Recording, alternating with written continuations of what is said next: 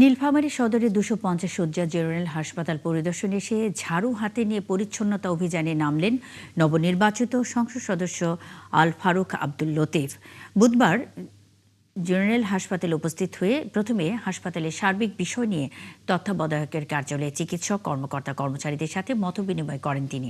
এরপর হাসপাতালে বিভিন্ন ওয়ার্ড পরিদর্শন করে চিকিৎসাধীন রোগীদের খোঁজ খবর নেন। পরে ঝাড়ু হাতে নিয়ে হাসপাতাল চত্বরের ময়লা আবর্জনা পরিষ্কার অভিযান পরিচালনা করেন।